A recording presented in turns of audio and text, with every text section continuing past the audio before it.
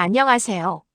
오늘은 한국정밀기계를 호재 요약이 아니라 차트와 수급, 재무와 업황, 상승 재료와 리스크, 그리고 앞으로 가능한 시나리오까지 한 번에 정리해 보겠습니다. 오늘 한국정밀기계가 왜 이렇게 뜨거웠냐?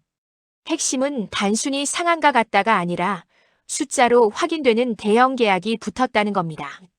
한국정밀기계는 2026년 1월 14일 인도 법인인 POWERSTATIC 솔루션즈 인디어 프라이벗 리머터드와 약 326억 원 규모의 VTL 머신 공급 계약을 체결했다고 공시했습니다. 이 금액이 최근 매출액 대비 51.1% 수준이고 계약 기간은 2027년 6월 10일까지로 잡혀 있습니다. 이 공시 이후 주가가 강하게 반응했고 오늘 장 초반에도 상한가 흐름이 이어졌다는 보도가 나왔죠. 자, 여기서부터가 중요합니다. 이 종목은 좋은 뉴스니까 오른다 수준으로 보면 놓치고 반대로 품절 주니까 무조건 위험하다로만 보면 또 기회를 놓칠 수 있어요. 그래서 오늘은 팩트 기반으로만 차근차근 보겠습니다. 먼저 회사가 뭘 하는 곳이냐? 한국정밀기계는 공작기계 및 산업기계를 제조 판매하는 회사이고 대형 공작기계 분야에서 초대형 부품 가공기를 생산하는 업체로 소개됩니다. 자동차, 발전, 조선, 풍력, 일반 기계 산업과 연관이 깊은 구조고 연구개발 인력도 40여 명 보유한 것으로 정리돼 있습니다. 이 말은 무슨 뜻이냐면 이 회사의 실적은 결국 글로벌 제조업의 설비 투자 사이클과 대형 프로젝트 수주에 민감하다는 뜻입니다. 실제로 공작기계 산업은 호황 때는 주문이 몰리고 불황 때는 주문이 뚝 끊기면서 실적이 급격히 흔들립니다.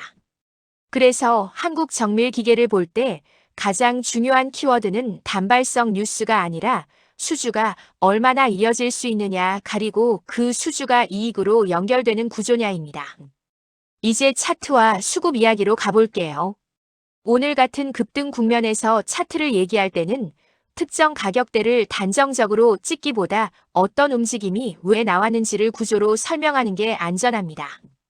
한국정밀기계는 기본적으로 발행 주식수 자체가 많지 않은 편으로 자주 언급됩니다. 과거 기업 분석 자료에서도 발행 주식수 840만 4천 주로 표시돼 있고 최근 기사에서도 상장 주식수가 840만 4천 주라는 점을 품절주 효과의 근거로 들고 있습니다. 주식수가 적다는 건 수요가 순간적으로 몰릴 때 주가가 빠르게 위로 튈 수 있다는 뜻이고 반대로 매수세가 꺼질 때는 아래로도 급하게 미끄러질 수 있다는 뜻입니다. 즉, 이 종목은 애초에 변동성이 설계된 구조예요. 이걸 이해하고 접근해야 합니다. 이번 급등의 트리거는 명확합니다.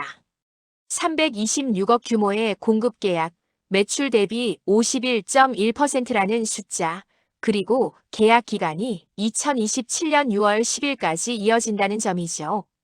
여기에 공작기계 테마 자체가 오늘 강세였다는 흐름도 시장 심리에 영향을 줬을 겁니다.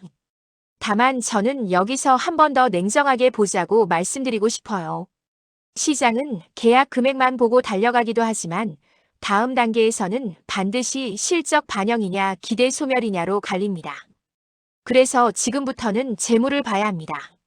재무는 어디를 봐야 하냐? 첫째, 최근 결산 기준 매출과 영업이익. 둘째, 부채 구조. 셋째, 최근 분기 흐름. 공시나 데이터 기준으로 보면 한국정밀기계는 최근 결산 기준 매출액이 약 637억 원, 영업이익이 약 21억 원으로 표시돼 있습니다. 그리고 ROE가 3%대, 부채 비율은 70%대 수준으로 잡혀 있습니다. 여기서 포인트는 흑자냐 적자냐 한 줄이 아닙니다. 공작기계 회사는 수주 타이밍에 따라 분기 실적이 출렁입니다. 실제로 2025년 3분기 누적 기준으로는 매출이 줄고 영업이익이 적자로 전환되는 등 변동성이 크다는 설명도 함께 있습니다. 즉, 한국정밀기계는 체질이 좋아졌다는 기대와 동시에 실적 변동성이 본질적으로 큰 업종이라는 경고가 같이 들어있는 종목입니다. 그럼 이번 수준은 어떤 의미가 있느냐?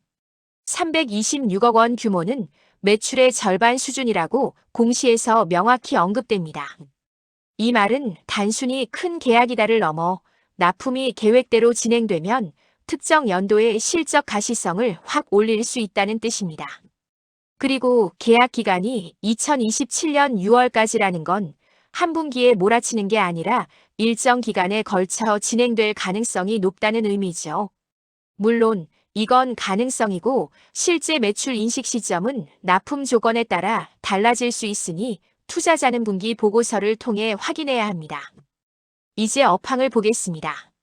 공작기계 업황은 결국 제조업 투자 사이클입니다. 자동차, 발전, 조선, 풍력 같은 산업에서 CAPEX가 살아나면 공작기계도 같이 살아납니다. 특히 인도는 제조업 육성과 인프라 확대가 오래된 방향성이기 때문에 인도양 레퍼런스를 확보했다는 것 자체가 시장에서 크게 평가받을 수 있어요. 오늘 뉴스도 인도 기업과의 VTL 머신 공급을 직접적인 주가 자극 요인으로 보고 있습니다. 다만 여기서 한 번 더 상승 재료를 정리해 볼게요. 오늘 한국 정밀 기계의 상승 재료는 3개로 정리됩니다. 첫째, 방금 말한 326억 공급 계약입니다. 둘째, 품절주로 불릴 만큼 주식수가 적어 수급이 한쪽으로 쏠리면 탄력이 커진다는 구조입니다. 셋째, 코스닥 상장 유지 요건이 강화되면서 시총이 작은 기업들에 대한 시장의 관심과 변동성이 커진 환경입니다. 한국거래소 안내 자료를 보면 코스닥 시가총액 기준은 2026년 1월 1일부터 150억 원으로 상향되고 2027년 200억, 2028년 300억으로 단계적으로 올라갑니다. 이 제도 변화는 어떤 종목에는 압박이고 어떤 종목에는 주가가 움직일 명분이 되기도 합니다. 그래서 요즘은 작은 종목에서 급등락이 자주 나옵니다. 그럼 여기서 리스크로 넘어가겠습니다. 리스크는 숨기면 안 돼요.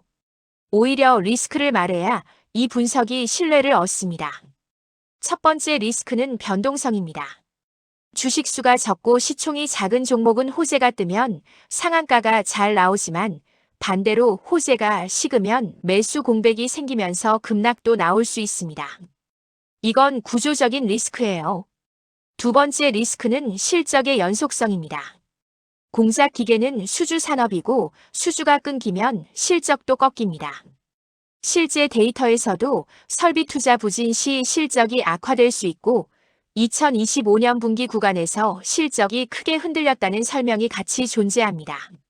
즉, 이번 계약이 한 번의 이벤트로 끝나면 시장은 다시 식을 수 있어요. 그래서 중요한 건 후속 수주와 납품 진행 상황입니다. 세 번째 리스크는 마진입니다. 대형 기계는 계약 규모가 커도 원가와 납기, 설치 검수 조건에 따라 이익률이 달라집니다. 같은 326억 계약이라도 수익성이 좋은 계약인지 매출은 크지만 남는 게 적은 계약인지 이건 시간이 지나야 확인됩니다. 그래서 저는 이 종목을 볼 때 계약 뉴스 이후에는 반드시 분기 실적에서 매출과 이익이 같이 따라오는지를 체크하라고 말씀드리고 싶습니다. 네 번째 리스크는 제도 환경입니다. 상장 유지 요건은 점점 강화됩니다. 올해 150억을 넘겼다고 끝이 아니라 2027년에는 200억, 2028년에는 300억으로 기준이 더 올라갑니다. 따라서 중장기적으로는 체급을 키울 실적이 필요합니다. 이 말은 반대로 말하면 실적과 수주가 따라오면 시장에서 재평가가 될 수 있다는 뜻이기도 합니다. 좋습니다.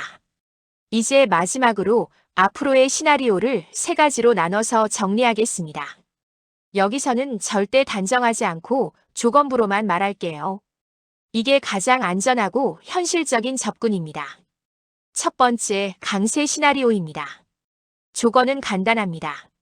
326억 계약이 계획대로 진행되고 추가 수주가 이어지며 분기 실적에서 매출과 영업이익이 함께 개선되는 흐름이 확인되는 경우입니다. 이 경우 시장은 한국 정밀 기계를 품절주가 아니라 수출형 공작 기계 기업으로 재평가할 수 있고 주가는 급등락을 거치더라도 중기 추세를 만들 가능성이 있습니다. 두 번째, 박스권 시나리오입니다. 계약은 긍정적이지만 업황이 들쑥날쑥하고 분기 실적이 오르락내리락 하면서 시장이 확신을 못 갖는 경우입니다. 공작기계 업종 특성상 충분히 가능한 그림이고요. 이 경우 주가는 급등 후 조정, 그리고 재료 재확인 때 재상승 같은 패턴을 반복할 수 있습니다. 단기 트레이딩이 많아질수록 변동성도 커지겠죠. 세 번째, 리스크 확대 시나리오입니다.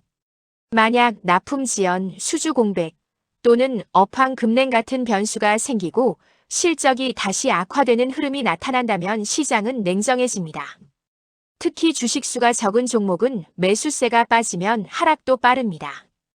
이 시나리오에서는 호재의 기대가 주가에 선반영된 뒤 되돌림이 나올 수 있으니 반드시 리스크 관리를 해야 합니다. 자, 여기까지 정리하면 결론은 이겁니다. 오늘 한국 정밀 기계의 급등은 아무 이유 없는 테마로만 보기는 어렵습니다.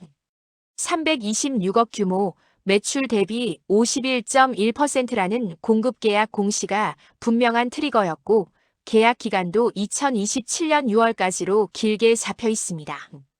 다만 이 종목이 진짜 추세로 갈지 아니면 단기 급등 후 변동성으로 끝날지는 이제부터는 차트가 아니라 실적이 결정합니다.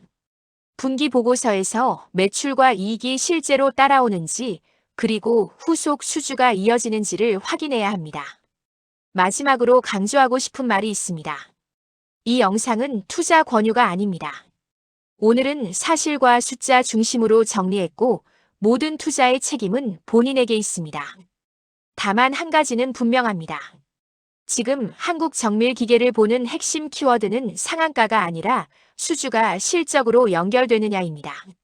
오늘 영상이 도움되셨다면 좋아요와 구독 부탁드립니다.